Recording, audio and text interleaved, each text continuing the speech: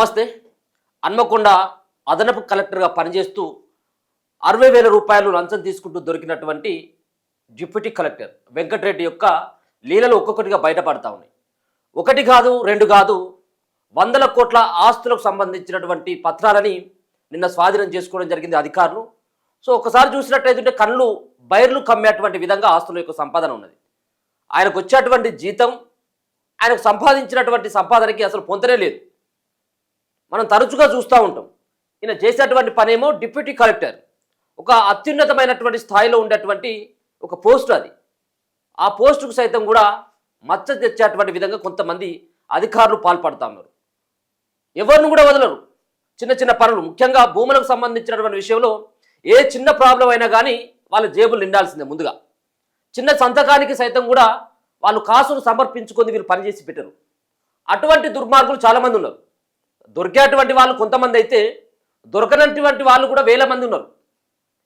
Deputy కలెక్టరే కాదు, ఇప్పుడు కేవలం డిప్యూటీ కలెక్టర్ వెంకటరెడ్డి కాదు, కలెక్టర్ హోదాలో ఉన్నటువంటి వాళ్ళు కూడా ఇటువంటి ఈ ఈ పనులు చేసి దొరికినటువంటి వాళ్ళు ఉన్నారు. లంచం తీసుకుంటూ ఏసీపీకి రెడ్ హ్యాండెడ్గా దొరికినటువంటి వాళ్ళు ఉన్నారు. ముఖ్యంగా మనం చెప్పదలుచుకున్నది ఏంటంటే, ఇటువంటి అధికారులు దొరికినప్పుడు వాళ్ళ యొక్క సర్వీస్ను పూర్తి స్థాయిలో రిమూవ్ చేయాలి. వాళ్ళు ఉన్నటువంటి కుటుంబ సభ్యులు ఎవరైతే ఉంటారో వాళ్ళు కూడా మరోసారి అవకాశం రావద్దు. వాళ్ళ మొత్తం తరమంతా కూడా మళ్ళీ ఉద్యోగానికి, గవర్నమెంట్ ఉద్యోగానికి అనర్హులు అని చెప్పేసి ప్రకటిస్తూ ఒక గవర్నమెంట్ ఒక కీలకమైనటువంటి నిర్ణయం తీసుకుంటే మాత్రమే ఇటువంటి అవినీతిని మనం ఏమైనా రూపుమాపగలుగుతాం. చిన్న స్థాయి ఉద్యోగం నుంచి, ఏదైతే గ్రామ స్థాయిలో ఉన్నటువంటి ఒక పంచాయతీ కార్యదర్శి నుంచి కలెక్టర్ స్థాయిలో ఉన్నటువంటి వాళ్ళకి, చీఫ్ సెక్రటరీ స్థాయిలో ఉన్నటువంటి వాళ్ళు కూడా ఈరోజు లంచానికి మాత్రం అలవాటు పడిపోయారు. అంతేందుకు గతంలో మనం చూడడం జరిగింది. అమయ్ కుమార్ లాంటి వాళ్ళు, నవీన్ మిట్టల్ లాంటి వాళ్ళు, సోమేష్ కుమార్ లాంటి వాళ్ళు, ఇట్లా చెప్పుకుంటూ పోతే వీళ్ళందరూ కూడా అవినీతిలో భాగస్వాములే. నిషేధిత జాబితాలో ఉన్నటువంటి భూములను సైతం కూడా పట్టాలుగా మార్చినటువంటి చరిత్ర వాళ్ళకు దక్కుతుంది. కోట్ల విలువ చేసేటువంటి భూములని లక్షలకి కట్టబెట్టడం, ఎడిట్ ఆప్షన్ని ఉపయోగించుకొని వాళ్ళ అనుహాయులకు పట్టాలు చేయడం. సో ఇదంతా గతంలో జరిగినటువంటి వ్యవహారమే. ఇప్పుడు ఈ వెంకటరెడ్డి కాదు, ఈ వెంకటరెడ్డి లాంటి వాళ్ళు వేల సంఖ్యలో ఉన్నారు. ఏసీబీ అధికారులకు ఎక్కడో చోట ఇటువంటి గవర్నమెంట్ అధికారులు లంచాలు తీసుకొని దొరుకుతున్నారు. సో ఇట్లాంటి దొరికినప్పటికీ కూడా మళ్ళీ ఏమైనా ఆగుతున్నాయా అంటే ఏమి కూడా ఎక్కడ కూడా ఆగట్లేదు. ఎందుకు ఆగట్లేదు అంటే భయం లేదు. ఏముంది, కొన్ని రోజులు సస్పెండ్ చేస్తే మళ్ళీ తర్వాత మళ్ళీ 6 నెలలకు 3 నెలలకు మళ్ళీ ఉద్యోగంలో రావచ్చు కదా అని. మళ్ళీ వచ్చిన తర్వాతనే నేను ఊరుకుంటున్నారా అంటే మళ్ళీ అదే పని. సో వీళ్ళ వెనకాల కూడా ప్రజాప్రతినిధుల యొక్క అన్నదానాలు ఉంటాయి. ఒకసారి చూసుకోవచ్చు. ఈయన అక్రమ ఆస్తులకు సంబంధించినటువంటి వివరాలను చూసినట్టయితే నిన్న అదనపు కలెక్టర్ అక్రమార్జన ఎంత, 50 కోట్లట. 50 కోట్ల రూపాయలు. ఈ 50 కోట్ల రూపాయలు కాదు, 500 కోట్ల రూపాయల పైనే ఉంటాయి. కేవలం అధికారులకు దొరికినటువంటి డాక్యుమెంట్స్, ఆ పైసలకు సంబంధించినటువంటి సంఖ్య మాత్రమే. ఇంకా వాళ్ళ బిలామీ పేర్ల మీద, లేకపోతే వాళ్ళ చుట్టాల పేరు మీద, వాళ్ళ ఇంట్లో పని మనుషుల పేరు మీద, ఇట్లా చెప్పుకుంటూ పోతే ఎన్నో ఆస్తులు కూడా పెట్టుకోవచ్చు. 50 కోట్ల ఆస్తి ఎక్కడి నుంచి వచ్చింది? వీళ్ళు ఆయన సంపాదించడమే కాదు కదా ఇదంతా. 50 కోట్ల ఆస్తి నీకు వచ్చేటువంటి ఎంత ఉంటుంది? దాదాపు 2-2.5 లక్షలు ఉంటుందా అదనపు కలెక్టర్కి? అంతే. ఒకసారి మనం అట్లా క్యాల్కులేషన్ చేసుకున్నా కానీ ఎన్ని కోట్లు అవుతాయి? ఇది ఎంతమంది రైతులను పిండి వాళ్ళ యొక్క రక్తాన్ని దాగిండు ఇటువంటి దుర్మార్గులు. అనకూడదు కానీ మనకు తప్పదు. ఖరీదైన విల్లా, లగ్జరీ ఫ్లాటు, దాదాపుగా 15 ఎకరాల సాగు భూమి, షాపు, 8 ఇళ్ల స్థలాలు, ఇంట్లో 30 లక్షల రూపాయల నగదు, 6 చోట్ల ఏసీపీ తనిఖీల్లో గుర్తింపు. ఈయన బాగాతో ఇట్లా ఉన్నది. అని ఒక అత్యున్నతమైనటువంటి పదవిలో ఉండి కొంచెం కూడా సిగ్గుండదు వీళ్ళకి. ఎట్లా తీసుకోవాలి మిమ్మల్ని? మీ ప్రజాసేవ కోసం మిమ్మల్ని డిప్యూటీ కలెక్టర్గా మీరు చదువుకున్నటువంటి చదువుకు, మీరు చేసేటువంటి ఇటువంటి పనులకు ఏమన్నా పొందన ఉన్నదా? తలెత్తుకుంటారా మీరు? తెల్లారులైతే మళ్ళీ ప్రజల్లో ఉండాలి వీళ్ళంతా. ఏముండదు, మొత్తం అంతా సిగ్గు లజ్జ మొత్తం అంతా వదిలేసేసింది. వీళ్ళకి వచ్చేటువంటి 2 లక్షలు 3 లక్షలు జీతం ప్రజల సొమ్ముతోటి మీకు జీతాలు ఇచ్చుకుంటూ మళ్ళీ వెనకల నుంచి సామాన్యమైనటువంటి ప్రజలని ఏదో చిన్న సమస్యలు, భూమి సమస్యల కోసం వచ్చేటువంటి వాళ్ళకో, లేకపోతే ఇంకా వేరే సమస్యల కోసమో మీరే పెద్ద దిక్కుగా ఉన్నారని చెప్పేసి వస్తే వాళ్ళ దగ్గర నుంచి బెంచ్ కింద చేపెట్టి పైసలు వసూలు చేయడం ఎంత దుర్మార్గమైనటువంటి. ఇది అన్న వెంకటన్న ఒకసారి రాను. ఒకటే కాదు, గతంలో జరిగినటువంటి కూడా చాలా సంఘటనలు కూడా ఒకసారి చూపేటటువంటి ప్రయత్నం చేద్దాం. ఏంటిది, ఏం చెప్పదలుచుకున్నారు? ఇగో ఇటువంటి వాళ్ళకి ఎప్పుడు అంతమవుతుంది, ఎప్పుడు వీటికి ఫుల్ స్టాప్ పడేటువంటి అవకాశం ఉంటుంది. మనం గతంలో కూడా చూడడం జరిగింది. చాలామంది కూడా నవీన్ మిట్టల్ కావచ్చు, అమయ్ కుమార్ లాంటి వాళ్ళు కూడా ఉండడం జరిగింది. వీళ్ళకు ఒక ఈయన డిప్యూటీ కలెక్టర్గా పనిచేస్తూ 50 కోట్ల ఆస్తాడు, 50 కోట్ల పైనే. ఈ 50 కోట్లు అనేది చిన్న విషయం చాలా. ఈయన కంప్యూటర్లో కూర్చొని కొడుతుండగా ఈ ఆఫీసర్ సేమ్ గిట్లనే మీకు ఇప్పుడు వాట్సాప్ గంధంగూడ మహేశ్వరం మండలం రంగారెడ్డి జిల్లా గంధంగూడ విలేజ్ ఏదైతే ఉందో ఆ గంధంగూడ విలేజ్ లా ఇప్పుడు 50 కోట్ల రూపాయలు చిన్న ఆఫీసర్ ఆయన. అడిషనల్ కలెక్టర్ అంటే నాకు తెలిసి ఒక విఆర్ఓ ఆర్ఐ స్థాయిలో సంపాదిస్తున్నారు ఈ ప్రజెంట్ ఉన్న ధరని. ఇది ఎవరు అలవాటు చేసిండు? గత ప్రభుత్వం ఎట్లా చేసింది? ఆర్ఓఆర్ చట్టం ఉండే ఫస్ట్. ఆర్ఓఆర్ చట్టంలా కింద స్థాయి నుంచి పై స్థాయి దాకా ఎవడన్నా ఇల్లీగల్ చేయాలని అంటే కుదరకపోయేది ఎక్కువ. ఏమున్నా 500 1000 రూపాయలతో పని అయిపోయేది. ఎందుకనంటే విఆర్ఓ వ్యవస్థ ఉండేది, ఆర్ఐ వ్యవస్థ ఉండేది. వాడికి ఎక్కడ గవర్నమెంట్ జాగాలు ఉన్నాయో తెలుస్తుంది. ఆయన ఎవడన్నా లీడర్ కబ్జా చేసిండు అని అంటే ఫేక్ డాక్యుమెంట్ తయారు చేసిండు అంటే ఆ విఆర్ఓ అన్న బయట పెడతాడు, లేకపోతే ఆర్ఐ అన్న బయట పెడతాడు, లేకపోతే వీళ్ళ మీద యాక్షన్ తీసుకోవాలంటే ఒక ఆర్డీఓ ఉండేది. మొత్తం ఈ వ్యవస్థను కొలాప్స్ చేసింది గత ప్రభుత్వం. అందులో భాగంగా 50 కోట్లు అంటే నేను 50,000 కోట్లు 50 లక్షల కోట్లు. ఒకటి చెప్తూ ఉన్న ఉదాహరణ నేను రంగారెడ్డి జిల్లా నవీన్ మిట్టల్, అమయ్ కుమార్. నవీన్ మిట్టల్ ఎవరు? సిసిఎల్ఏ కమిషనర్, భూ పరిపాలన ప్రధాన కమిషనర్. ఆయన ఎట్లా చేస్తాడు? ఓన్లీ కలెక్టర్ కు కమిషనర్లకు ఇద్దరికే ఏలు ముద్ర ఆప్షన్ ఉండేది.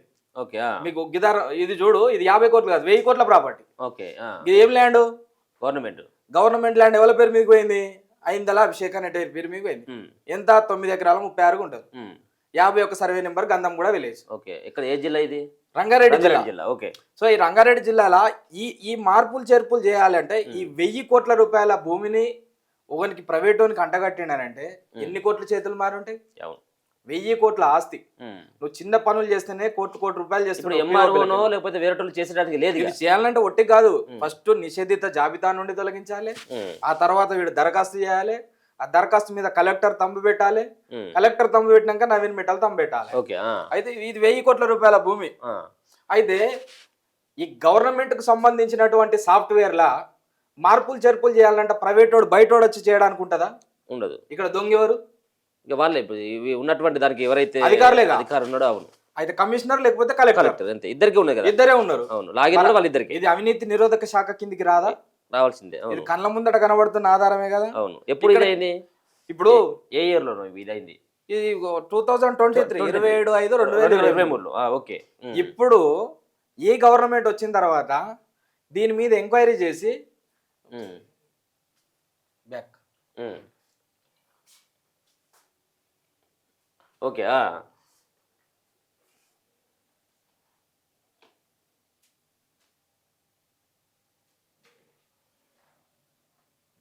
ఇదే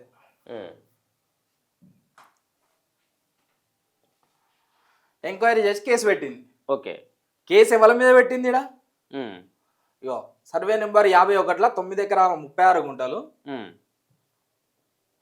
కబ్జా గురి అయింది, ఫేక్ డాక్యుమెంట్లు తయారు చేసిల్లని చెప్పేసి ఒక ఫేక్ డాక్యుమెంట్ల కింద కేసు పెట్టింది 11/4/2024 రోజున. ఈ గవర్నమెంట్ వచ్చినాక నార్సింగ్ పోలీస్ స్టేషన్ లో 489/2024 ఎఫ్ఐఆర్ నంబర్. ఇక్కడ కేసు ఎవరి మీద పెట్టాలి? ఉన్నటువంటి కలెక్టర్ మీదనో లేకపోయినట్టు ఇక్కడ ఇద్దరికే కదా ఆప్షన్. ఇది రికార్డుల ట్యాంపరింగ్ వస్తుంది. ఇది అవినీతి నిరోధక శాఖ పట్టుకోవాల్సింది ఇటువంటి. అవును. రికార్డుల ట్యాంపరింగ్ ప్రైవేట్ వ్యక్తుల మీద పెట్టింది. అయిందలా అభిషేక్ అంటే వాళ్ళతో పాటు 8 మంది పేరు మీద పెట్టింది. ఓకే. A1 A2 A3 ఉంటారు కదా. అవును. ఇక ఫేక్ డాక్యుమెంట్ తయారు చేసి ఈ ఫేక్ డాక్యుమెంట్ వాడు బయట తయారు చేసుకోవచ్చు, ఏది పడితే అది రాసుకోవచ్చు. కానీ గవర్నమెంట్ ధరణిలో ఈ మార్పులు చేర్పుల వెసులుబాటు కలెక్టర్ కు కమిషనర్ ఇద్దరికే ఉంది. ఈ ఇద్దరు A1 A2 కావాలి. ఎగ్జాక్ట్లీ. అంటే ఇప్పుడు ఈ ఎంఆర్ఓ ఎవరు? ఈయన ఉన్నాడుగా బ్యాక్ ఒకసారి. ఈడ A1 A2 లో ఎక్కడ కూడా కలెక్టర్ పేరు ఉండదు. ఎన్ శ్రీనివాస్ రెడ్డి ఎంఆర్ఓ పెట్టాడు. ఈయన ప్రజెంట్ గండిపేట తహసీల్దార్. ఓకే. ఈయన మారాడు, ఎందుకంటే ఈయన మొత్తం ఇదే దందా. ఈయన ముట్టుకుంటే అడిషనల్ కలెక్టర్ను 10 అడిషనల్ కలెక్టర్ల ఆస్తులు ఎంత ఉన్నాయో ఈయన ఒక్కరికి అర్థం. నాకు తెలిసి ఈయన చేసిన ఇల్లీగల్ అలా. ఎందుకంటే ఎక్కువ అంటే రంగారెడ్డిలోనే కాబట్టి ఎక్కువ భూములకు కూడా భూముల రేట్ ఎక్కువ ఉన్నటువంటి దగ్గర ఆయన మార్పు లేదు. అప్పరించున్నాడా? అప్పటి నుండి ఉన్నాడు. ఆయన ప్రైమ్ లొకేషన్ ఎక్కడ ఉంటే కార్పొరేట్ కంపెనీలకి ఏ మండల పరిధిలో ఉంటే ఆ మండల పరిధిలో ఆయన పోస్టింగ్ ఉంటుంది. ఏ ప్రభుత్వం అయినా సంబంధం లేదు ఆయన. ఇగో ఇక్కడ A1, A2, A3, A4, A5, A6, A7, A8 ఎక్కడ కూడా అధికారుల పేర్లు లేదు. మార్చింది, ఈ స్కామ్ చేసింది, ఇల్లీగల్ చేసింది అధికారులు, కలెక్టర్ అండ్ కమిషనర్ అంతే. వీళ్ళిద్దరు A1, A2. ఓకే. నీకు ఉదాహరణకి ఇంకోటి చెప్తాను నేను. నిన్న భూభారతిలో కేసు అయింది. ఏది వాళ్ళని తీసుకుపోయి రిమాండ్ చేసి జైలుకు తోలిళ్ళు. ఇది మన ప్రభుత్వ నిధులు దారి మళ్లించాలని, ప్రభుత్వ నిధులు దారి మళ్లించాలని చెప్పేసి కేసు బుక్ అయింది. అవునవును. ఏది వరంగల్ జిల్లాలో అరెస్ట్ చేసిళ్ళు. అవును. భూభారతి ధరణిలో భూభారతిలో స్లాట్ బుక్ చేసుకుంటే ఆ స్లాట్ బుక్ చేసుకున్న పైసలు ఏవైతే ఉన్నాయో ఆ పైసలను దారి మళ్లించి వాళ్ళ అకౌంట్లో వేసుకున్నారని వాళ్ళు అరెస్ట్ చేసి జైలుకు తోలిళ్ళు. అవును. అయితే ఈ జైలుకు తోలే దాంట్లో వాళ్ళు తప్పు చేసిన వెసులుబాటు కల్పించింది ఎవరు? గవర్నమెంట్, ప్రభుత్వం. అంతే కదా. ప్రభుత్వం ఈ సైట్ పోయి నవీన్ మిట్టల్. అవును. ఆయన ప్రొటెక్ట్ చేసిండా? చేయలే. భూములు కబ్జాలు చేసిన భూములు బయట వాళ్ళకి కనబడకుండా ప్రైవసీ అనే ఆప్షన్ పెట్టిల్లు ధరణిలో. ఓకే. పైసలది మాత్రం పెట్టాలి, పైసలకేమో ఎడిట్ ఆప్షన్ పెట్టిల్లు. ఆ ఎడిట్ ఆప్షన్ ఎందుకు పెట్టిల్లు అంటే వాళ్ళ కోసం కాదు, నవీన్ మిట్టల్ కోసం పెట్టుకున్నాడు ఆయన. కానీ వాళ్ళు వాడుకున్నారు.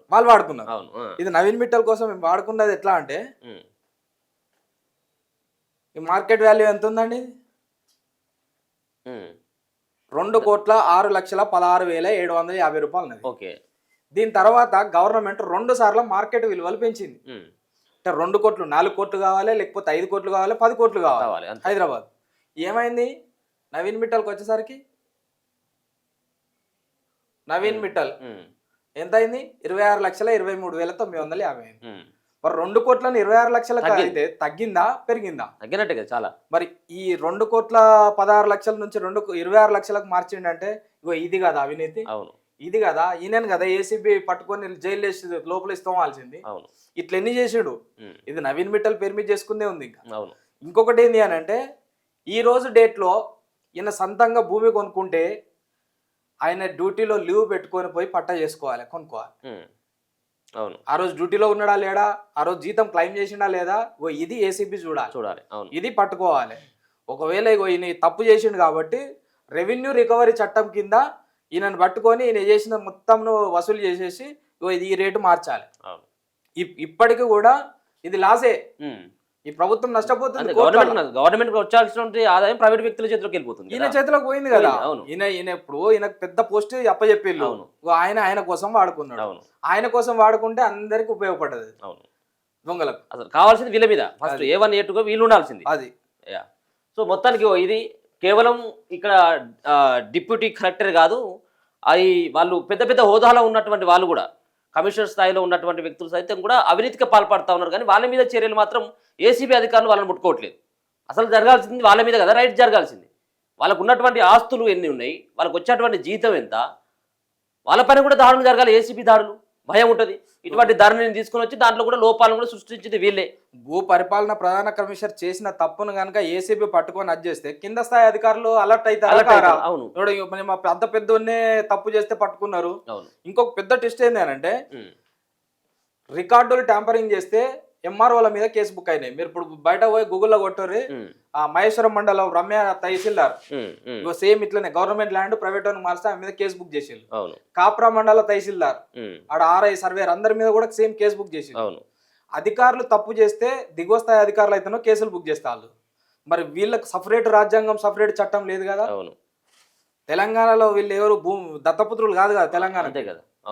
వీళ్ళు వాళ్ళ లెక్కనే మనుషులు కదా, వాళ్ళ లెక్కన ప్రభుత్వ వేతనం తీసుకుంటారు ప్రజలు కట్టే పన్నుతో. మరి వీళ్ళకి కూడా సేమ్ చట్టం, సేమ్ శిక్షలు, సేమ్ సెక్షన్లు ఉంటాయి కదా. వీళ్ళ మీద కూడా కేసులు బుక్ కావాలి. మరి వీళ్ళ మీద ఆ శ్రీనివాసరెడ్డి ఎందుకు పెట్టారు వీళ్ళ మీద కేసు? ఆ శ్రీనివాసరెడ్డి మీద యాక్షన్ తీసుకోవాలి, వీళ్ళ మీద కేసులు బుక్ చేయాలి. అవును. ఇది మొత్తానికైతే మాత్రం ఇక వెంకటరెడ్డి ఒక్కడే కాదు, ఇటువంటి కేవలం 50 కోట్లకు సంబంధించిన ఆస్తులే కాదు, 500 కోట్ల ఆస్తులు, 5,000 కోట్ల ఆస్తులు సైతం కూడా సంపాదించినటువంటి వాళ్ళు ఈ భూములలో ఏవైతే ఉన్నాయో భూముల పట్టాల విషయంలో కానీ, దాంట్లో ఎడిట్ ఆప్షన్స్ కావచ్చు, దాంట్లో ఉన్నటువంటి లోపాలను వాడుకొని 1,000 కోట్ల రూపాయలు సంపాదించినటువంటి అధికారులు చాలామంది కోకొలకు ఉన్నారు రాష్ట్రంలో. ఎందుకంటే తెలంగాణ అంటే భూములు అంటేనే తెలంగాణ. ఇక్కడ ఉన్నటువంటి భూములకు ఉన్నటువంటి విలువ ఇంకెక్కడ ఉండదు, హైదరాబాదు రంగారెడ్డి ప్రాంతంలో ఉన్నటువంటిది. అటువంటి వాటిని దాంట్లో కొన్ని లొసుకులను అడ్డం పెట్టుకొని చేసినటువంటి వాళ్ళు కొంతమంది అయితే, కొంతమంది రైతులను పీడించి పిప్పి చేసి వాళ్ళకు పట్టా కావాలన్నా ఇంకేమన్నా కావాలన్నా కానీ మొత్తానికి సంపాదించినటువంటి వాళ్ళకి ఇటువంటి వాళ్ళు మీరు ఏమనాలి వీళ్ళను ఒక ఒక అత్యున్నతమైనటువంటి స్థాయిలో ఉండి కూడా ఇటువంటి వాళ్ళు ఎంగిలి మెతుకులకు ఆశపడతా ఉన్నారంటే మనమే ఇక దాన్ని మనం మీరు ఏమంటారో మీరే అనాల్సిన నేను ఇంకొక మాట ఏం చెప్తున్నా అంటే మొన్న దొంతు రమేష్ జర్నలిస్ట్ అవును ఆయన ఏదో తప్పు చేసిండు అని చెప్పి అరెస్ట్ చేసి పారిపోతాడని సజ్జనార్ చెప్పిండు కదా ఇగో ఇటువంటి వాటి మీద సిట్ వేయాలి అవును ఐఏఎస్ ల సంఘం జయేష్ రంజన్ ఇగో దీని మీద స్పందించాలి ఎందుకంటే వీళ్ళిద్దరు ఐఏఎస్లు కదా అంతే ఈ ఇద్దరు ఐఏఎస్లు మా ఐఏఎస్లు ఈ తప్పు చేసేలో ఈ మనతొలి వెలుగులో బయటకు వచ్చింది ఇది దీన్ని మేము ఖండిస్తాము దీని మీద కూడా ఒక సిట్ వేయర్రి వీళ్ళకి ఆధారాలతో సహా బయట పెట్టిళ్ళు వీళ్ళ మీద కూడా సిట్టేసి విచారణ చేయమని జయేష్ రంజన్ పోయి పిటిషన్ ఇవ్వాలి వాళ్ళంతా ఒక గూటి పక్షులు కాబట్టి వాళ్ళు ఎక్కడ వేసుకునేటట్టు ఏమన్నా ఉండని చట్టం కదా ఇప్పుడు నీకో సపరేట్ చట్టము జర్నలిస్ట్ కో సపరేట్ చట్టం ఉండదు కదా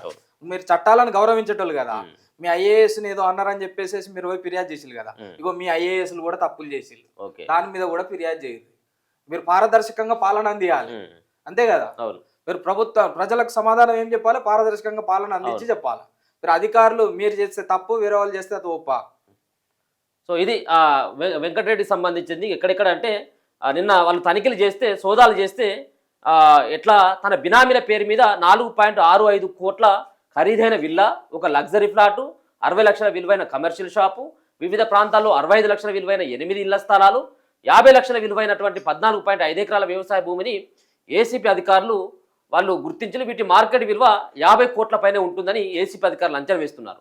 ఇవే కాకుండా వెంకటరెడ్డి ఇంట్లో 30 లక్షల నగదు 6 బ్యాంకు ఖాతాల్లో 44 లక్షలు 11 లక్షల విలువైన గృహోపకరణాలు అలాగే 40 లక్షల విలువైన 3 కార్లు 4.35 లక్షల విలువైన 237 గ్రాముల బంగారు ఆభరణాలు గుర్తించినట్టు ఏసీపీ డీజీ చారు సింహ తెలిపారు. రిజిస్ట్రేషన్ విలువ ప్రకారం ఆస్తులు దర్దాపుగా ఎంత 7,69,38,332గా గుర్తించామని తెలిపింది. వెంకటరెడ్డి గతంలో నల్గొండ జిల్లాలో కూడా పనిచేస్తున్న క్రమంలో ఆయన పైన ఆదాయానికి మించి ఆస్తుల కేసు నమోదైంది. ఇక ఆ కేసు నుంచి బయటపడిన తర్వాత మళ్ళీ వెంకటరెడ్డి ఆస్తులను కూడబెట్టినట్టు ఇప్పుడు చూడు మరి ఆ రోజే కనుక రిమూవ్ చేసినట్టు సర్వీస్ నుంచి నల్గొండలో దొరికాడు మరి దొరికిన తీసుకొచ్చి కేవలం 10-15 రోజులు సస్పెండ్ చేయొచ్చు. దాని తర్వాత మళ్ళీ విధుల్లోకి తీసుకున్న తర్వాత మళ్ళీ ఆ విధుల్లోకి రావడానికి అధికారులకు మళ్ళీ ఈయన లంచం వేయాలి పై అధికారులకి. అయితే ఇలా పెద్ద లోపం ఏం జరుగుతుందంటే ఒక్కసారి ఒక అధికారి ఏసీబీ ట్రాప్ అయితే తిరిగి పోస్టింగ్ కోసం మళ్ళీ ఇదే ప్రభుత్వంలో ఏదో నాయకుడిని పట్టుకొని మళ్ళీ పైసలు ఖర్చు పెట్టుకొని మళ్ళీ లంచాలు ఇచ్చే ఉద్యోగాలలో చేరాలి మళ్ళీ సంపాదించు చేరినాక 3 నెలలకే ఉత్తమ ఉద్యోగ అవార్డులు తీసుకుంటా ఉన్నారు. అరే మనం ఇదే వరంగల్లో రాజేంద్రనాథ్ అని తహసీల్దార్ పట్టుబడ్డాడు. దాదాపు వాడు 200-300 నిషేధిత జాబితాలే ఫైళ్లు ఇల్లీగల్ చేసి ఆ కలెక్టర్ ఆఫీస్ లోకి వెళ్ళి ఫైల్ మాయం చేసిండు. దాని మీద అడిషనల్ కలెక్టర్ ఎంక్వైరీ చేసిండప్పుడు అప్పుడు ఆ హరిత కలెక్టర్ ఉండే వరంగల్ ఇదే వరంగల్లో అంత ఇల్లీగల్ చేసిండు. ఇప్పుడు మళ్ళీ పోస్టింగ్ తీసుకొని ఉత్తమ ఉద్యోగ అవార్డు అట August 15కు నేను ఉత్తమ ఉద్యోగిని అంటాను. ఇటువంటిది కాబట్టి చట్టాలలో మార్పు రావాల్సిన అవసరం ఉన్నది. ఎవరైతే దొరికిల్లో రెడ్ హ్యాండెడ్గా దాంట్లో కఠినమైనటువంటి అంటే వాళ్ళ కుటుంబంలో ఎవరికి కూడా గవర్నమెంట్ ఉద్యోగ అవకాశం కల్పించకూడదు. వాళ్ళు విదేశాలకు వెళ్ళేటువంటి వెసులుబాటు ఉండొద్దు. వాళ్ళని దొరికిన ఇమ్మీడియట్గా వాళ్ళని సర్వీస్ నుంచి రిమూవ్ చేస్తే మాత్రమే ఇటువంటి అవినీతి అర్థం చేయొచ్చు తప్పించి లేకపోయినట్టయితే ఇవి నిరంతరంగా కొనసాగేటువంటి ఎందుకంటే వాళ్ళకు పడేటువంటి శిక్షలు కూడా అంతంత మాత్రమే కాబట్టి వాళ్ళు ఇప్పుడు ఏమున్నది ఆయనే వెంకటరెడ్డి మళ్ళీ ఈ 50 కోట్ల రూపాయల ఆస్తులు వాళ్ళు స్వాధీనం చేసుకున్నప్పుడు కూడా 50 కోట్ల ఆస్తులు మళ్ళీ ఆయనకు మళ్ళీ ఉద్యోగులకు వచ్చినట్టయితే 6 నెలల్లో 50 కోట్ల ఆస్తులు సంపాదిస్తాడు. ఇప్పుడు డబుల్ సంపాదిస్తాడు ఎందుకంటే ఆ పైసలు ఓడగొట్టుకున్నాడు కాబట్టి. ఇవి చాలా చిన్నయండి. ఒక్కొక్కటి ఇరిగేషన్ ఎన్ఓసీలు ఇస్తే ఒక్కొక్క ఎన్ఓసీకి ఎంతెంత ఇచ్చేసి అనేది చూస్తే సరిపోతుంది. ఒక్క ఎన్ఓసీకి ఎన్ని కోట్ల రూపాయలు పోతే ఒక ఎన్ఓసీ వస్తుంది అనేది ఒక్కసారి ఈ ఇరిగేషన్ డిపార్ట్మెంట్ కూడా చూస్తే బోలెడు పైసలు వెళ్తాయి. మొన్న రీసెంట్ ఒక 500 కోట్ల అట చిన్న ఆఫీస్. అవును 500 కోట్ల ఆస్తులు. ఓకే ఇది వెంకటరెడ్డి సంబంధించినటువంటి భాగవతం చూస్తూనే ఉండండి మన తొలి.